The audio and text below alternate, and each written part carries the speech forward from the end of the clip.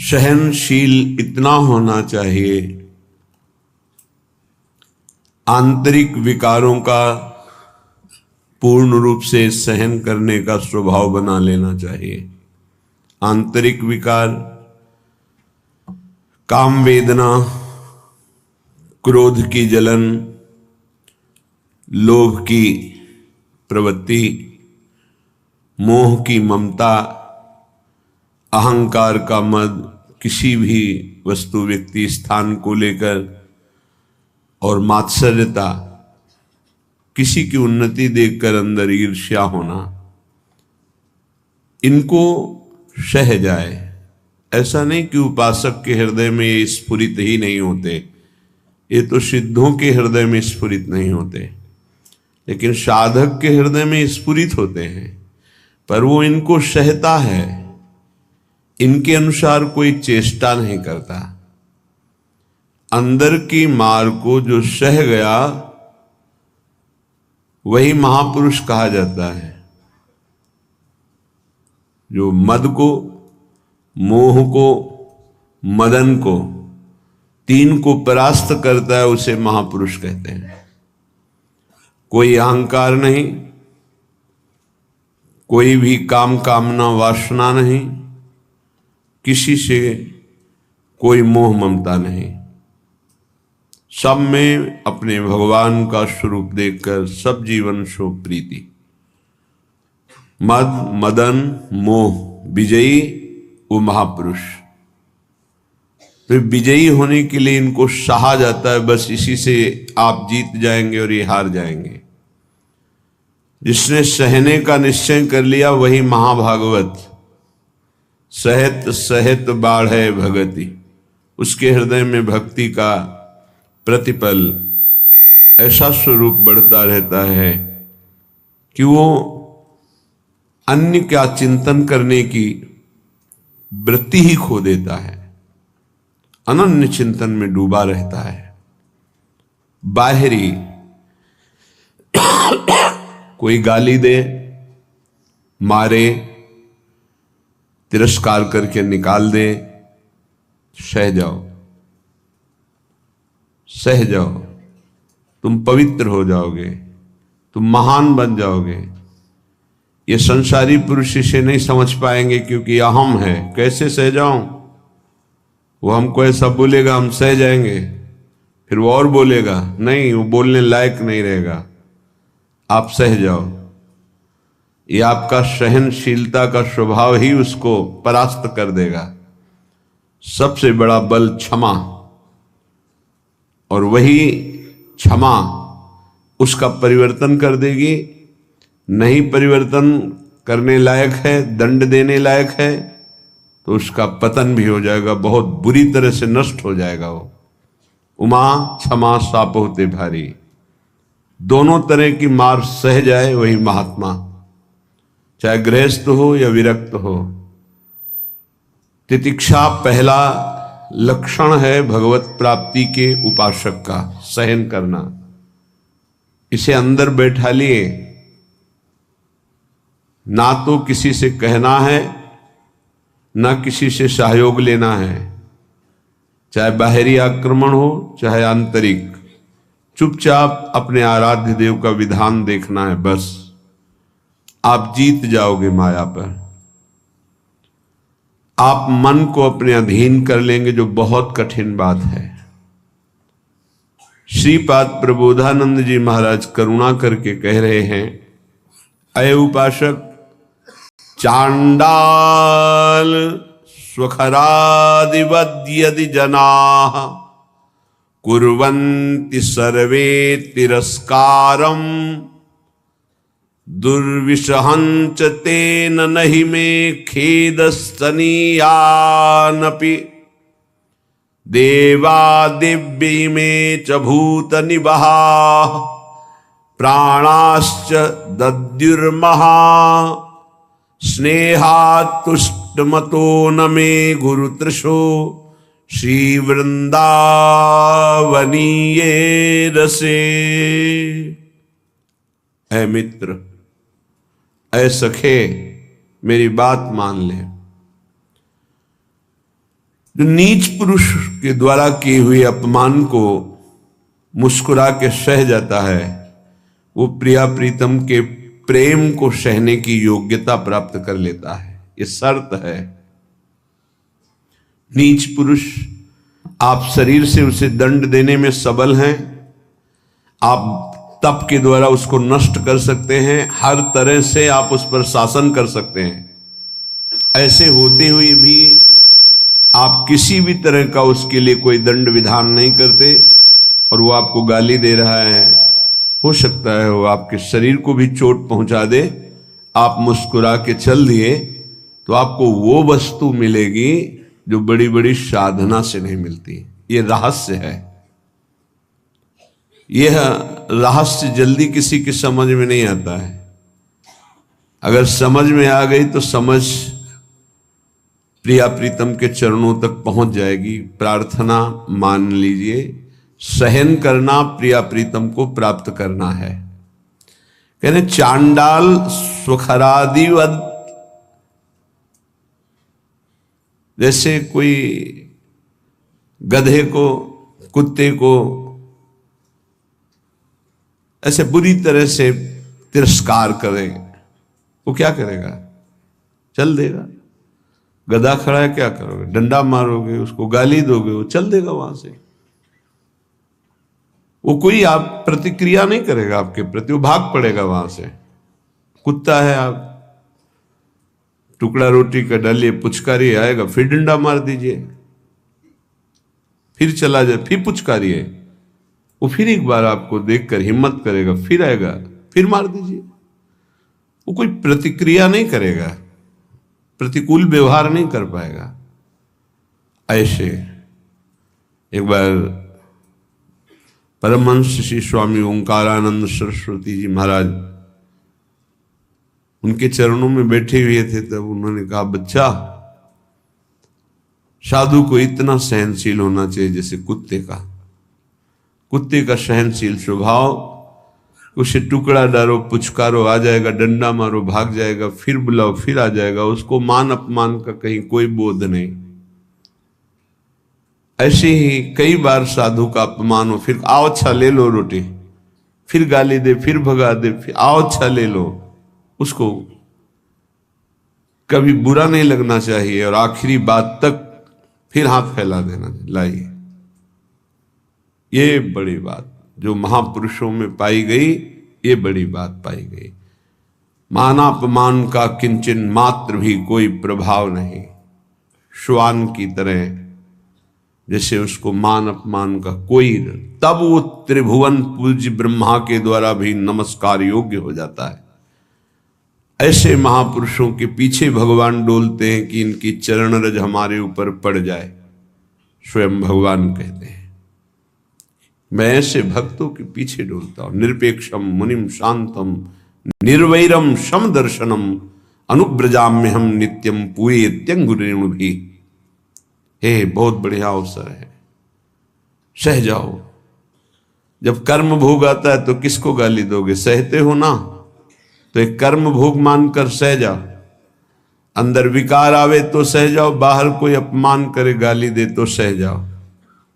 बहुत ऐसे स्थान पर पहुंच जाओगे जहां सुख ही सुख है, दुख का लेश नहीं है। और ये अपमान करने वाले, निंदा करने वाले वहां पहुंचाने में हमारा बड़ा सहयोग करते हैं। इसलिए कभी इनका बुरा ना सोचे।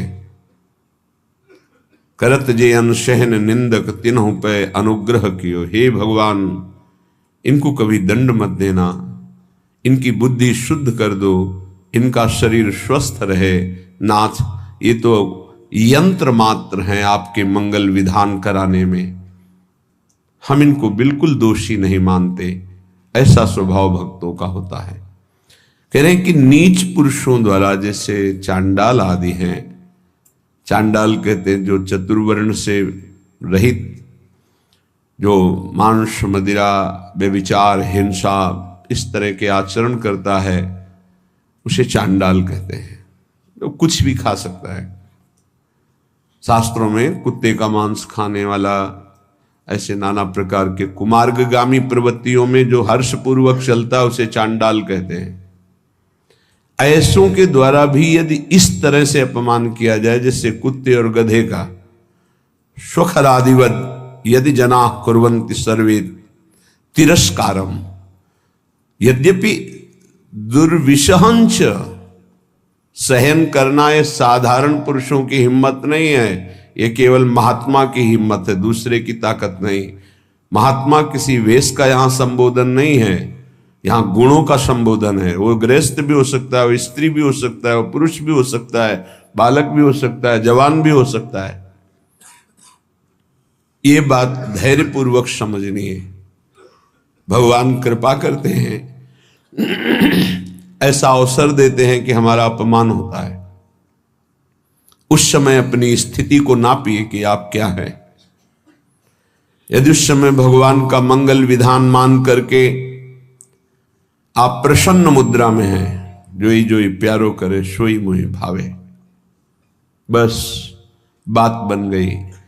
देखना कुछ ही दिनों में आपकी भूमिका बदल जाएगी हृदय की, आपकी स्थिति अध्यात्म की ऊंचाई पर पहुंच जाएगी।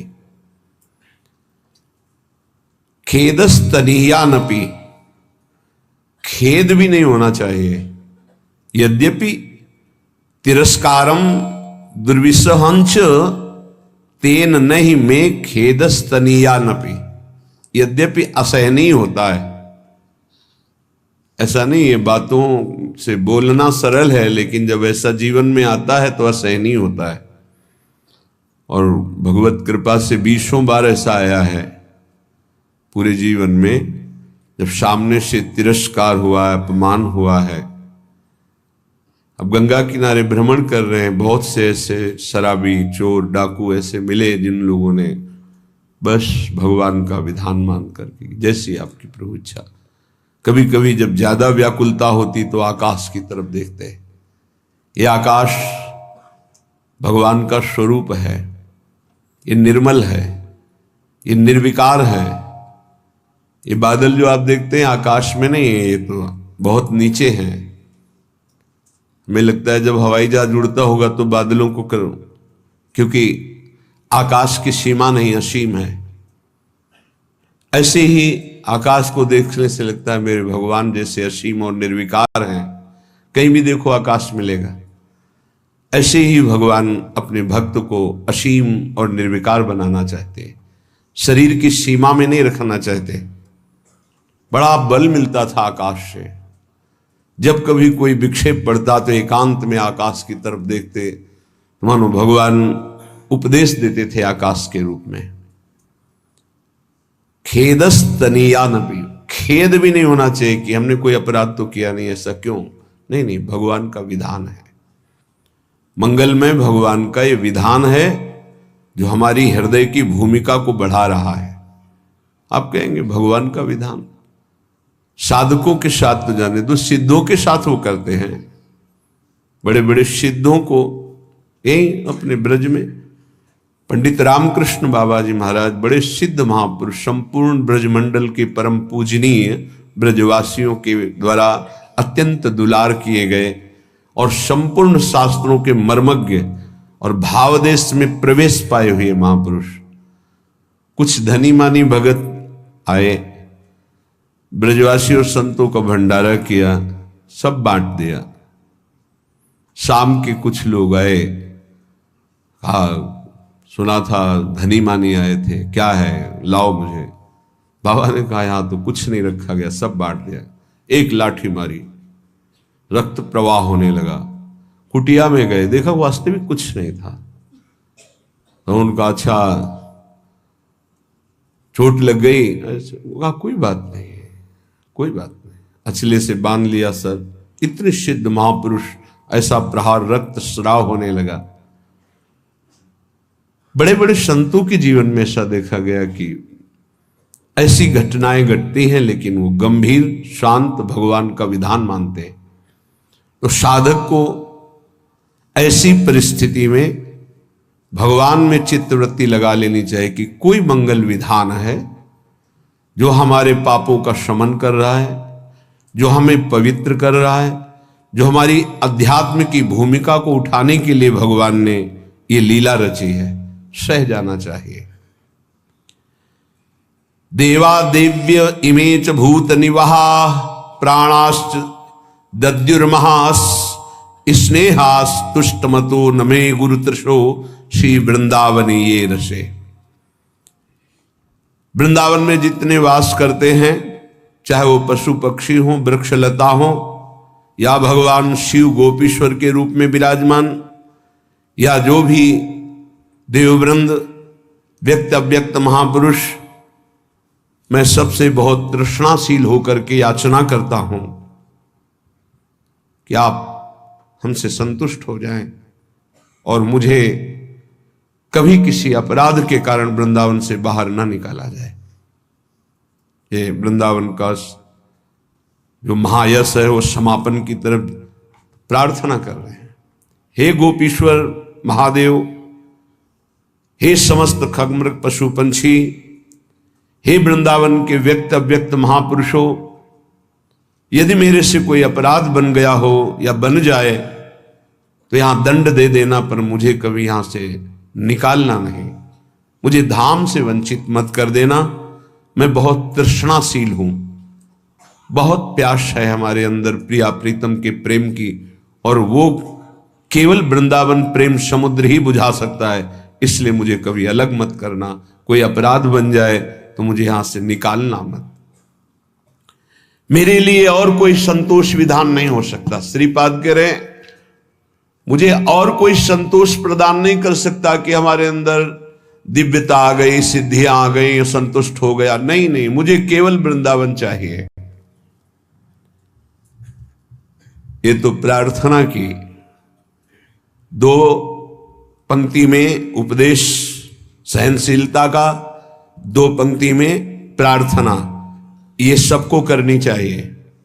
दो पंक्ति अपने आचरण में उतारने चाहिए, दो पंक्तियों की प्रार्थना करनी चाहिए। कई बार प्रार्थना में बताया है कि ऐसी प्रार्थना करके कि मन वचन कर्म से अगर कोई अपराध बन गया हो तो हे वृंदावन धाम, हे वृंदावन धाम के व्यक्त अव्यक्त महापुरुषों, जाने अनजाने में मन वाणी शरीर से जो कोई चेष्टा आपके विपरीत हुई हो क्षमा करना, और मुझे धाम की कृपा से कभी वंचित मत होने देना।